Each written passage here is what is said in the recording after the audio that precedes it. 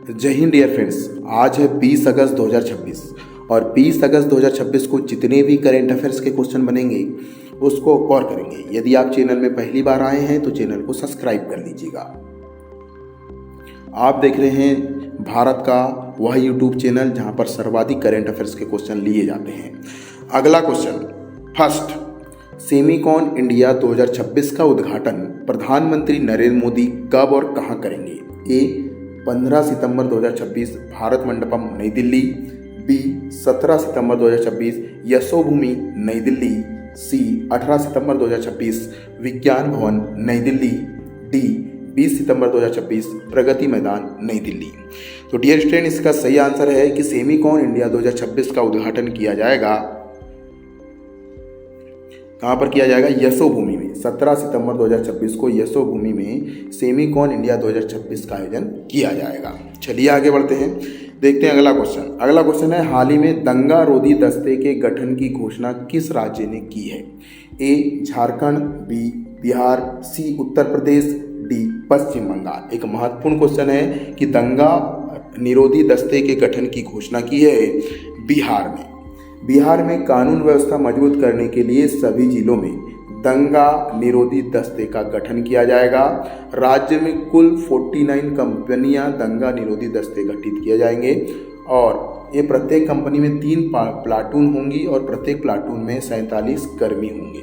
तो दंगा रोकने के लिए बिहार में शुरू की जा रही है दंगा निरोधी दस्ते का गठन, जो कि प्रत्येक जिले में होगा। महत्वपूर्ण क्वेश्चन है, गला बैठा है पर आपको क्वेश्चन में फोकस करना है। चलिए अगला क्वेश्चन से पहले आपको बता दें कि कलाकार पेंशन योजना ये भी बिहार में लॉन्च की गई है जुलाई में, बुजुर्ग कलाकारों को मासिक पेंशन देने के लिए। एक है कारीगर समृद्धि योजना, कारीगरी को टूल किट और आर्थिक सहायता प्रदान करने के लिए कारीगर समृद्धि योजना लॉन्च की गई है जुलाई में। उसी प्रकार महिला डेयरी योजना, महिलाओं को डेयरी के लिए 60,000 तक की सब्सिडी देने के लिए बिहार सरकार ने महिला डेयरी योजना शुरू की है। वहीं पर बिहार खेल नीति लागू किया है जिसमें खेल सुविधाएं और प्रशिक्षण और रोजगार को बढ़ावा मिलेगा। हाँ, बिहार ने एक और चीज़ किया है, याद रखिएगा, चीनी मिल पुनर्उद्धान योजना शुरू किया है। इसमें क्या है कि दरभंगा और मधुबनी में बहुत सारी गवर्नमेंट चीनी मिलें हैं जो बंद हो गई है, उन्हें खोलने के लिए पुनः चीनी मिल पुनरुत्थान योजना शुरू किया है अभी बिहार ने। हाँ, अमृत 2.0 जलापूर्ति योजना, अमृत 2.0 जलापूर्ति योजना शहरी घरों में पाइप से स्वच्छ पेयजल पहुंचाने की जो सुविधा है यानी योजना है, वह भी बिहार ने ही किया है। छात्र क्रेडिट कार्ड विस्तार योजना, इसमें उच्च शिक्षा के लिए 4 लाख तक का शिक्षा ऋण दिया जाएगा छात्रों को क्रेडिट कार्ड में। एक है डिजिटल अनुदान योजना, ये एक महत्वपूर्ण है, डीजल अनुदान योजना अगस्त में, अभी हाल ही में 17 अगस्त को शुरू की गई है। सिंचाई हेतु किसानों को 75 रुपये प्रति लीटर डीजल की सब्सिडी दी जाएगी, यानी 75 रुपये प्रति लीटर डीजल की सब्सिडी के साथ यह योजना शुरू की गई है, डीजल अनुदान योजना। इसमें क्या होगा कि जो किसान होंगे उनको डीजल सस्ते दामों में मिलेगा। चलिए, ये तो बात हो गई बिहार की। अब आगे देखते हैं अगला क्वेश्चन। हाल ही में किस राज्य सरकार ने राष्ट्रीय नागरिक रजिस्टर NRC को अद्यतन करने की मांग की है? ए असम, बी मणिपुर, सी त्रिपुरा, डी मेघालय। तो डियर स्टूडेंट, इसका जो सही इसका जो सही आंसर है मणिपुर। मणिपुर सरकार ने जनसांख्यिकी बदलाव और असंतुलन, अवैध प्रवासन की चिंताओं को लेकर, क्या मणिपुर में अधिकतर बाहर के लोग निवास है, तो उनको देखते हुए सरकार से मांग की है कि जो कहना चाहिए राष्ट्रीय नागरिक रजिस्टर है NRC है, जिसमें लोगों के कहना चाहिए रिकॉर्ड रहता है कि वो कितने साल के हैं और कहाँ के नागरिक है, जिससे कि वो जनगणना में भाग ले सके। तो इस रजिस्टर को पुनः अपडेट करने की मांग की है मणिपुर ने। इससे क्या होगा कि सही आंकड़ा गवर्नमेंट तक पहुंचेगा। अभी वहाँ पर बहुत सारे अप्रवासी, अवैध रूप से प्रवास करने वाले लोग हैं और बहुत सारा कहना चाहिए अभी सिस्टमेटिक नहीं है। तो पुनः NRC में एनआरसी को संशोधित करने की मांग की है मणिपुर ने। अब बात मणिपुर की आई है तो मणिपुर की राजधानी है इम्फॉल। मणिपुर के मुख्यमंत्री है एन बीरेन सिंह, ये क्वेश्चन बन सकता है। हाँ, मणिपुर की राज्यपाल है अनुसुईया उइके। मणिपुर की स्थापना 21 जनवरी 1972 में हुई। मणिपुर का राजकीय पशु है संघाई, जैसे भौरा हिरण भी कहते हैं। मुख्य भाषा मणिपुरी है, जिसे मीते इलोन भी कहा जाता है। मणिपुर में लोकटक झील है। मणिपुर में ही केबुल लामजाओ राष्ट्रीय पार्क है और मणिपुर में ही कंगला का किला है। याद रखिएगा, आधुनिक पोलो खेल का उद्गम मणिपुर में माना जाता है। तो मणिपुर से संबंधित महत्वपूर्ण पॉइंट आप जरूर याद रखिएगा। आगे बढ़ते हैं, मैप में मणिपुर की ओर आपको ले जाते हैं। ये भारत का नक्शा है। भारत के नक्शे में आप यहाँ देख सकते हैं, पूर्व में मणिपुर लाल कलर से दिखाया गया है। मणिपुर के अगर अगल बगल की बात करें तो उत्तर में नागालैंड है, ठीक, और इधर पश्चिम में असम है, दक्षिण में मिजोरम है, ठीक, और यहाँ पर आप देख सकते हैं बर्मा देश के साथ भी, ये पूर्व में बर्मा देश के साथ भी अपनी सीमा बनाने वाला राज्य है। तो मणिपुर के बारे में इतनी जानकारी तो होना ही चाहिए। चलिए आगे बढ़ते हैं, देखते हैं आज का अगला करंट अफेयर्स। अगला क्वेश्चन है, यूसीआई विश्व चैंपियनशिप 2032 का आयोजन कहाँ किया जाएगा? ए मुंबई, बी नागपुर, सी पुणे, डी नासिक। एक महत्वपूर्ण क्वेश्चन है, क्योंकि जब आने वाले समय में जब खेलों का आयोजन होगा वैसे क्वेश्चन अक्सर एग्जाम में पूछे जाते हैं। तो सही आंसर है डियर स्टूडेंट इसका पुणे। महाराष्ट्र सरकार ने पुणे को 2032 में यूसीआई विश्व चैंपियनशिप की मेजबानी के लिए चुना गया है, ठीक है। अब यूसीआई चैंपियनशिप है क्या? तो ये साइकिलिंग प्रतियोगिता भी है, साइकिल चलाने वाली प्रतियोगिता है यूसीआई। और यूसीआई का जो फुल फॉर्म है यूनियन साइक्लिस्ट इंटरनेशनल, ठीक है, तो यूसीआई, और इसका मुख्यालय है स्विट्जरलैंड में। वर्तमान प्रमुख हैं अभी यूसीआई के डेविड लेपार्टिएंट, और यूसीआई की स्थापना 14 अप्रैल 1900 को हुई थी और स्थापना स्थल उस स्थान में पेरिस, फ्रांस था, ठीक। अगला क्वेश्चन है, हाल ही में यशोदा एआई पहल किस राज्य में शुरू की गई है? एक महत्वपूर्ण क्वेश्चन है कि यशोदा एआई पहल किस राज्य में शुरू की गई है? ए हरियाणा, बी पंजाब, सी राजस्थान, डी उत्तर प्रदेश। तो याद रखिएगा डियर स्टूडेंट, हाल ही में यशोदा एआई पहल की जो शुरुआत की गई है ये की गई है पंजाब में। देखिए, यशोदा एआई ने किसने लॉन्च किया इसको? राष्ट्रीय महिला आयोग के द्वारा पंजाब में शुरू की गई है हाल ही में। लेकिन आपको बता दूं कि यशोदा एआई जो कार्यक्रम है ये महिलाओं को साइबर सुरक्षा, डिजिटल गोपनीयता और ऑनलाइन ट्रांजैक्शन में हो रही साइबर धोखाधड़ी के प्रति जागरूकता फैलाने के लिए मनाया जा है, योजना शुरू की गई है, ठीक है। हाँ, यशोदा एआई कार्यक्रम पिछले वर्ष ही शुरू हो चुका था, मई 2025 में, ठीक है। और कहाँ से शुरू किया गया था? तो महात्मा ज्योतिबा फुले रोहिलखंड विश्वविद्यालय से इस कार्यक्रम की शुरुआत की गई थी। सर्वप्रथम यशोदा एआई कार्यक्रम की जो शुरुआत की गई वो पंजाब से की गई थी, ठीक है, सॉरी कहाँ से की गई थी? उत्तर प्रदेश के बरेली से, माफी चाहूँगा, उत्तर प्रदेश के बरेली से यशोदा एआई की शुरुआत की गई 2025 में। अभी पंजाब में 18 अगस्त को शुरू की गई है यशोदा एआई योजना।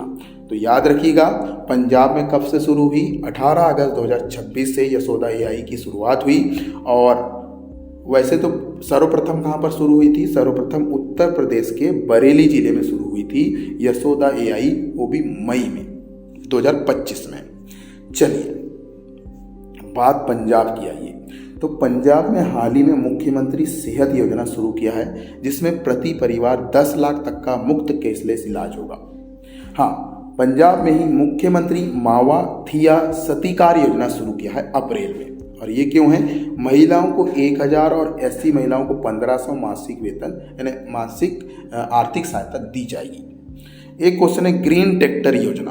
तो ग्रीन ट्रैक्टर योजना किसानों के लिए ही पंजाब में शुरू किया है। इसमें किसानों को ट्रैक्टर खरीदने पर 7.5 लाख तक की सब्सिडी दी जाएगी। एक क्वेश्चन है नई औद्योगिकी नीति, ये लॉन्च किया है अभी हाल ही में पंजाब में मार्च में। तो ये याद रखिएगा, पंजाब से संबंधित इतने करंट अफेयर्स तो आपको याद होने ही चाहिए। आगे बढ़ते हैं, देखते हैं आज का धमाकेदार क्वेश्चन। हाल ही में किस राज्य या केंद्र शासित प्रदेश में लैंड पूलिंग नीति 2026 को अधिसूचित किया गया है? ए हिमाचल प्रदेश, बी जम्मू कश्मीर, सी उत्तराखंड, डी हरियाणा। एक महत्वपूर्ण क्वेश्चन है, हाल ही में किस राज्य या केंद्र शासित प्रदेश ने लैंड पूलिंग नीति 2026 को अधिसूचित किया है? इसका सही आंसर है जम्मू कश्मीर। जम्मू कश्मीर सरकार ने हाल ही में लैंड पूलिंग नीति 2026 अधिसूचित किया है। इस नीति का मुख्य उद्देश्य होता है कि जो भी शहरों में जो भूमि होती है उसमें बिना किसी दबाव से सामने वाले को कन्विंस करके भूमि ली जाती है और उसका सदुपयोग किया जाता है। यह नीति जम्मू कश्मीर विकास अधिनियम 1970 के तहत लागू की गई है। हाँ, जम्मू कश्मीर में 18 अगस्त 2026 को नई लैंड पूलिंग पॉलिसी 2026 अधिसूचित की गई है, याद रखिएगा। अगला क्वेश्चन है, हाल ही में उत्तर प्रदेश जापान शिखर सम्मेलन 2026 का आयोजन कहाँ किया गया? ए लखनऊ, बी वाराणसी, सी नई दिल्ली, डी कानपुर। तो डियर स्टूडेंट, इसका सही आंसर है नई दिल्ली में। उत्तर प्रदेश जापान निवेश शिखर सम्मेलन का आयोजन सूचना एवं प्रसारण मंत्री अश्विनी वैष्णव ने भारत की आर्थिक वृद्धि पर प्रकाश डालते हुए इसका उद्घाटन किया। देखो, नाम इसमें उत्तर प्रदेश का आया है, उत्तर प्रदेश जापान निवेश शिखर सम्मेलन है, लेकिन आयोजन कहाँ पर हुआ है? नई दिल्ली में। इस चीज को याद रखिएगा। हाँ, इसमें एक बात निकल कर के आई कि भारत के पास अब विश्व का दूसरा सबसे बड़ा सड़क नेटवर्क है, दूसरे नंबर पे है सड़क निर्माण में, और हमारे यहाँ जितनी भी सड़कें हैं विश्व में दूसरे नंबर पर है। और भारत में 162 सेंटीमीटर सेमी हाई स्पीड ट्रेनें शुरू की गई है, ये भी याद रखिएगा। अगला क्वेश्चन, भारत की ब्रिक्स अध्यक्षता 2026 के तहत ब्रिक्स युवा परिषद की बैठक और ब्रिक्स युवा शिखर सम्मेलन का आयोजन कहाँ किया जा रहा है? ए नई दिल्ली, बी गांधीनगर, सी विशाखापट्टनम, डी जयपुर। तो आपको पता ही होगा कि 2026 में भारत ब्रिक्स देशों की अध्यक्षता कर रहा है और ब्रिक्स के विभिन्न मंत्रियों, अधिकारियों की, विभिन्न विभाग के अधिकारियों की जो बैठक है वह भारत के विभिन्न राज्यों में की जा रही है। तो प्रत्येक राज्य और उस राज्य में ब्रिक्स के किन मंत्रियों की बैठक हुई, ये जरूर याद रखिएगा। आने वाले क्वेश्चन में ब्रिक्स से क्वेश्चन बनेगा ही। इसका सही आंसर है गांधीनगर गुजरात में ब्रिक्स युवा परिषद की बैठक का आयोजन किया जा रहा है। ठीक है, और यह कार्यक्रम का समापन 22 अगस्त 2026 को विशाखापट्टनम आंध्र प्रदेश में होने वाली ब्रिक्स युवा मंत्रियों की बैठक में होगा। देखो, शुरुआत कहाँ से की जा रही है? गांधीनगर गुजरात से। ब्रिक्स युवा परिषद की बैठक का जो शुरुआत है गांधीनगर गुजरात से कर रहे हैं और इसका समापन होगा 22 अगस्त 2026 को विशाखापट्टनम आंध्र प्रदेश में। तो ये महत्वपूर्ण पॉइंट याद रखिएगा। डियर स्टूडेंट, आगे बढ़ते हैं। हाँ, आपसे निवेदन है कि आप हमारी मेहनत को ऊपर तक पहुंचाना चाहते हैं, आपको ऐसा लगता है कि इससे आपको कुछ ना कुछ फ़ायदा हुआ है, तो आप हमारे वीडियो को लाइक करें, ज़्यादा से ज़्यादा शेयर करें। अगला, भारत की 2026 की अध्यक्षता में ब्रिक्स युवा बैठक ये तो हो गया क्वेश्चन। चलो, हाँ, बात ब्रिक्स की आई है तो आपको बता दें, ब्रिक्स शेरपा की जो बैठक हुई पहली कहाँ पर हुई? नई दिल्ली में, ये फरवरी में हुई थी और इसकी अध्यक्षता किए थे हमारे विदेश मंत्रालय के वरिष्ठ नागरिक। विदेश मंत्रियों की बैठक कहाँ हुई? नई दिल्ली में। राष्ट्रीय सुरक्षा सलाहकार की बैठक नई दिल्ली में हुई और इसमें अध्यक्ष थे अजीत डोभाल जी। विदेश मंत्रियों की बैठक में अध्यक्ष कौन थे? डॉक्टर एस जयशंकर, जो कि विदेश मंत्री हैं। हाँ, ऊर्जा मंत्रियों की बैठक कहाँ पर हुई भैया? गुरुग्राम में। अध्यक्ष कौन थे? केंद्रीय ऊर्जा मंत्री। महिला मंत्रियों की बैठक कहाँ पर हुई? कोच्चि में हुई और इसकी अध्यक्ष थी महिला एवं बाल विकास मंत्री। स्वास्थ्य मंत्रियों की बैठक कहाँ पर हुई भैया? चंडीगढ़ में। हाँ, उद्योग मंत्री की बैठक कहाँ पर हुई? ये हुई वर्चुअल बैठक थी, ठीक है, और वाणिज्य एवं उद्योग मंत्री ने इसमें अध्यक्षता की। शिक्षा मंत्रियों की बैठक भुवनेश्वर में हुई। व्यापार मंत्रियों की बैठक नई दिल्ली में हुई। वित्त मंत्रियों एवं बैंक गवर्नर की बैठक नई दिल्ली में हुई। पर्यावरण मंत्रियों की बैठक भी नई दिल्ली में हुई। संचार मंत्रियों की बैठक पुणे में आयोजित होगी, 20 अगस्त को हुई। और पर्यटन मंत्रियों की जो बैठक है वो कोच्चि में होगी 21 अगस्त को। तो याद रखिएगा 21 अगस्त को ही विज्ञान एवं प्रौद्योगिकी मंत्री की बैठक बेंगलुरु में आयोजित होगी। तो ब्रिक्स देशों के जो अधिकारियों या फिर मंत्रियों की जो बैठक हुई किस किस शहर में हुई, ये आपको तो याद रखना है। हाँ, साथ में ये भी याद रखना है कि उस बैठक की अध्यक्षता किसने की, क्योंकि थोड़ा डीपली जब क्वेश्चन पूछेगा तो अध्यक्ष भी पूछा जा सकता है। आगे बढ़ते हैं, अगला क्वेश्चन है राष्ट्रीय खेल पुरस्कार 2025 के लिए कितने खिलाड़ियों को अर्जुन पुरस्कार देने की घोषणा की गई है? A 15, B 17, C 19, D 21। याद रखिएगा राष्ट्रीय खेल पुरस्कार देने की जो घोषणा की गई है 17 पुरस्कार हैं और राष्ट्रीय खेल पुरस्कारों की घोषणा युवा मामले एवं खेल मंत्रालय ने 18 अगस्त 2026 को की है। अर्जुन पुरस्कार के लिए 17 खिलाड़ियों का चयन किया गया है। याद रखिएगा मेजर ध्यानचंद खेल रत्न पुरस्कार के लिए किसी भी खिलाड़ी का भी चयन नहीं किया है। हाँ, द्रोणाचार्य पुरस्कार के लिए 5 प्रशिक्षणों का चयन किया गया है। इनके नाम मैं आपको अलग से बता दूंगा। हाँ, याद रखिएगा राष्ट्रीय खेल प्रोत्साहन पुरस्कार 2025 आर्मी पैरालंपिक नोट पुणे को दिया गया है। हाँ, अर्जुन पुरस्कार की शुरुआत कब से हुई? 1961 से हुई। और राष्ट्रीय खेल दिवस कब मनाया जाता है भैया? तो याद रखना हमारे देश में राष्ट्रीय खेल दिवस मेजर ध्यानचंद जी की जयंती के अवसर पर मनाया जाता है 29 अगस्त को। अब आपके लिए क्वेश्चन छोड़ करके जा रहा हूं कि मेजर हॉकी का जादूगर किसे कहा जाता है? ये क्वेश्चन आपके लिए, हॉकी का जादूगर किसे कहा जाता है, कमेंट बॉक्स में बताएं। चलिए अगला क्वेश्चन, अब आप राष्ट्रीय खेल की आई है तो अभी हाल ही में किस किस खिलाड़ी को कौन कौन सा पुरस्कार दिया है, ध्यान दीजिएगा। शुभमन गिल जो है क्रिकेटर हैं, इन्हें पॉली उमरी पुरस्कार से सम्मानित किया है हाल ही में। स्मृति मंदाना को सर्वश्रेष्ठ अंतर्राष्ट्रीय महिला क्रिकेटर का सम्मान मिला है। दीप्ति शर्मा को leading women cricketer of the year का पुरस्कार मिला है। दिव्या देशमुख को अर्जुन पुरस्कार मिला है। तेजस्विनी शंकर को ऊंची कूद और डिक्थेलॉन के लिए अर्जुन पुरस्कार मिला है। विदित गुजराती को शतरंज के लिए अर्जुन पुरस्कार मिला है। गायत्री गोपीचंद और त्रिशा जॉली बैडमिंटन में संयुक्त रूप से अर्जुन पुरस्कार दिया गया है। याद रखिएगा जब जिसे अर्जुन पुरस्कार दिया जाता है तो उस खिलाड़ी का नाम और वो खिलाड़ी किस खेल से संबंधित है ये जरूर आपको याद होना चाहिए। क्यों? क्योंकि क्वेश्चन ऐसा पूछता है कि अभी हाल ही में नाम दे देगा, हाल ही में गायत्री गोपीचंद को अर्जुन पुरस्कार दिया गया, वे किस खेल से संबंधित है, ऐसा क्वेश्चन पूछा जाता है और आपसे बनता नहीं है। चलिए अगला क्वेश्चन महत्वपूर्ण है। वो QPIAI ने हाल ही में क्वांटम प्रोसेसिंग यूनिट निर्माण सुविधा का उद्घाटन कहाँ किया है? A Hyderabad, B Bengaluru, C Pune, D Chennai. तो डियर स्टूडेंट इसका जो सही आंसर है वो है बेंगलुरु।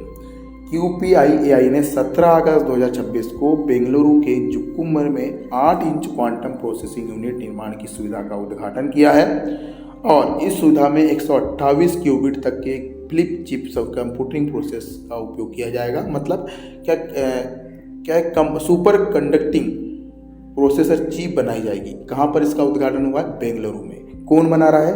QPIAI ने 17 अगस्त से इसका उद्घाटन किया है। अगला क्वेश्चन है सेमीकॉन इंडिया 2026 का आयोजन कहाँ किया जाएगा? A Mumbai, B Bengaluru, C नई दिल्ली, D हैदराबाद। तो डियर स्टूडेंट इसका जो सही आंसर होगा नई दिल्ली। सेमीकॉन इंडिया 2026 का आयोजन कहाँ से कहाँ तक किया जा रहा है? तो 17 से 19 सितंबर 2026 को इसका आयोजन होगा। कहाँ पर होगा भैया? इसका आयोजन नई दिल्ली के द्वारका स्थित यशोभूमि में होगा। कार्यक्रम का उद्घाटन करेंगे 17 सितंबर को हमारे देश के प्रधानमंत्री नरेंद्र मोदी जी। चलिए हाँ, 2026 में सिलिकॉन इंडिया 2026 का जो विषय है वह है सिलिकॉन से सिस्टम तक पारिस्थितिकी तंत्र का निर्माण। अगला क्वेश्चन, महाराष्ट्र सरकार ने हाल ही में किसे अधोसूचित करने योग्य बीमारी घोषित किया है? A malaria, B dengue, C सांप का काटना, D चिकनगुनिया। तो डियर स्टूडेंट इसका सही आंसर है सांप का काटना। महाराष्ट्र सरकार ने सांप के काटने को अधिसूचित बीमारी घोषित कर दिया है। कब किया है भैया? तो 18 अगस्त 2026 को। इसके तहत सरकारी और निजी अस्पतालों सहित स्वास्थ्य सेवाएं प्रदाताओं को सांप के काटने के मामले की रिपोर्ट करना अनिवार्य है मामलों की रिपोर्टिंग स्वास्थ्य प्रबंधन सूचना प्रणाली एकीकृत योग कार्यक्रम के तहत की गई है। सांप के काटने की तारीख, स्थान, मरीज की आयु, लिंग और एंटी स्नेक वेनम की मात्रा की दर्ज की जाएगी। क्या है, सांप के काटने के मामले ज़्यादा आ रहे हैं महाराष्ट्र में, इसलिए इसे अधिसूचित बीमारी घोषित किया है। इससे पहले जनवरी 2026 में पश्चिम बंगाल में निपाह वायरस मामले को अधिसूचित किया गया था। मध्य प्रदेश के नीमच में GBS मामले को अधिसूचित किया गया था। हरियाणा के पलवल में हेपेटाइट मामले को अधिसूचित किया गया है। तेलंगाना में कैंसर को अधिसूचित बीमारी की सूची में शामिल कर लिया गया है। केरल के कोच्चिकोड में निपाह वायरस को मामला अधिसूचित किया गया है और दिल्ली में मानव रेबीज को अधिसूचित बीमारी घोषित किया है और महाराष्ट्र में हाल ही में सर्पदंश को अधिसूचित रोग घोषित किया है। तो किस राज्य ने किस बीमारी को अधिसूचित घोषित किया है अभी हाल ही में, उनको जरूर याद रखिएगा, कन्फ्यूजन बिल्कुल भी नहीं होना चाहिए। अगला क्वेश्चन है, टेस्ट क्रिकेट में 100 छक्के लगाने वाले पहले भारतीय खिलाड़ी कौन बने हैं? ए विराट कोहली, बी रोहित शर्मा, सी ऋषभ पंत, डी रविंद्र जडेजा। तो डियर स्टूडेंट, इसका सही आंसर ऋषभ पंत। ऋषभ पंत पहले भारतीय खिलाड़ी है जिन्होंने टेस्ट क्रिकेट में 100 छक्के लगाने वाले पहले भारतीय बल्लेबाज बने हैं। इन्होंने यह उपलब्धि श्रीलंका के खिलाफ खेल रहे टेस्ट मैच में हासिल की है। पंत टेस्ट में 100 छक्के लगाने वाले दुनिया के चौथे बल्लेबाज हैं और भारत के पहले बल्लेबाज हैं। सबसे तेज इन्होंने 51 टेस्ट मैच की 89 पारियों में 4918 गेंदों में 100 छक्के लगाए हैं, सबसे तेज। इन्होंने एडम गिलक्रिस्ट, बेन स्टोक और ब्रेडन मैकुलम के मुकाबले कम गेंदों में यह उपलब्धि हासिल की है, ये याद रखिएगा। नाम है इनका ऋषभ पंत। अभी हाल ही में जो क्रिकेट में इतिहास बना है, जो अमर रिकॉर्ड बना है, उनको देख लेते हैं।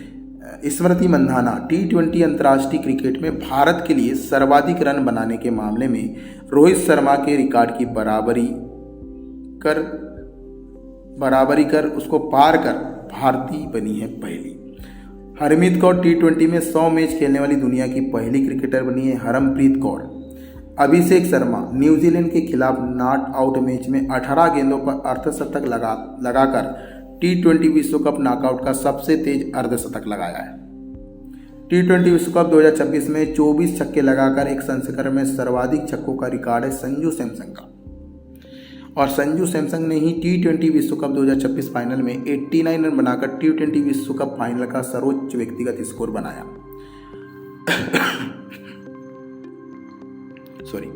अगला क्वेश्चन है, विश्व फोटोग्राफी दिवस हर वर्ष किस दिन मनाया जाता है? ए 15 अगस्त, बी 19 अगस्त, सी 21 अगस्त, डी 29 अगस्त। तो याद रखिएगा, विश्व फोटोग्राफी दिवस हम हर साल 19 अगस्त को मनाते हैं।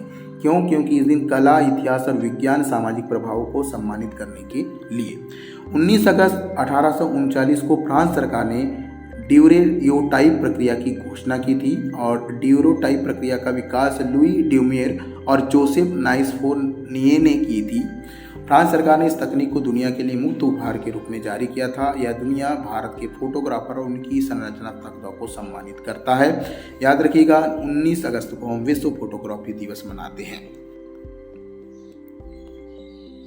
अगला क्वेश्चन है, भारत की पहली net zero greenfield smart city किस राज्य में विकसित की जा रही है? A Maharashtra, B Gujarat, C Telangana, D Karnataka. Dear student, इसका सही आंसर है तेलंगाना। भारत फ्यूचर सिटी तेलंगाना में विकसित की जा रही है। यह परियोजना हैदराबाद के पास लगभग 30,000 एकड़ क्षेत्र में विकसित की जाएगी। इसे भारत की पहली net zero greenfield smart city के रूप में विकसित किया जा रहा है। हाँ, शहर में AI और advance education, health care, green pharma और बायोटेक्नोलॉजी के क्षेत्र में भी विकास के कार्यक्रम किए जा रहे हैं। याद रखिएगा, net zero greenfield smart city बनाई जा रही है तेलंगाना में।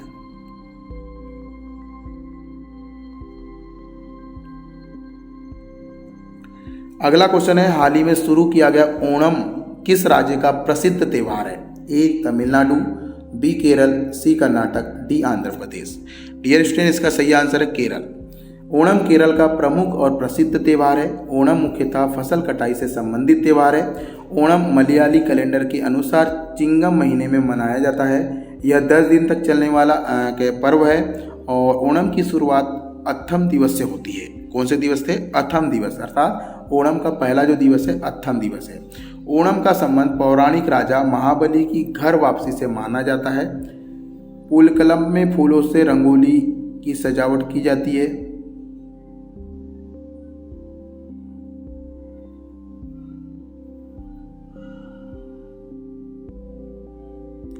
हाँ, ओल्लम कली ओणम से जुड़ी प्रसिद्ध नौका दौड़ होती है, याद रखना। कली जो है वल्लम कली ओणम से जुड़ी हुई नौका है, प्रसिद्ध नौका दौड़ है। एक नाम आता है ओनासाद। ओनासाद ओणम का पारंपरिक खाद्य भोज्य पदार्थ है। ठीक है। अगला क्वेश्चन है, मंगोलिया में आयोजित UNCCD COP17 में घास के मैदानों के लिए पहली गाइड किस देश ने लॉन्च किया है? ए चीन, B Bharat, C Japan, D Australia. तो याद रखिएगा इसका सही आंसर है भारत। लॉन्च करने वाला देश भारत है। भारत ने घास के मैदानों और अन्य खुले प्राकृतिक पारिस्थितिक तंत्रों के लिए पहली गाइड लॉन्च किया है। लॉन्च की तारीख है 17 अगस्त 2026। ठीक है। गाइड को उलान बटोर मंगोलिया में आयोजित UNCCD COP17 के दौरान लॉन्च किया गया। हाँ, और इसे किसने लॉन्च किया भैया? तो इसे केंद्रीय पर्यावरण मंत्री भूपेंद्र यादव जी ने लॉन्च किया है। चलिएगा, आज के करंट अफेयर्स की क्लास यहीं पर समाप्त करते हैं। आशा है आपको वीडियो पसंद आया होगा। इसकी PDF पाने के लिए आप हमारे Facebook page daily current affairs पर जाकर विजिट करें, फॉलो करें और वहाँ पर डेली PDF आपको मिलते रहती है। फिलहाल आज के लिए इतना ही। जय हिंद।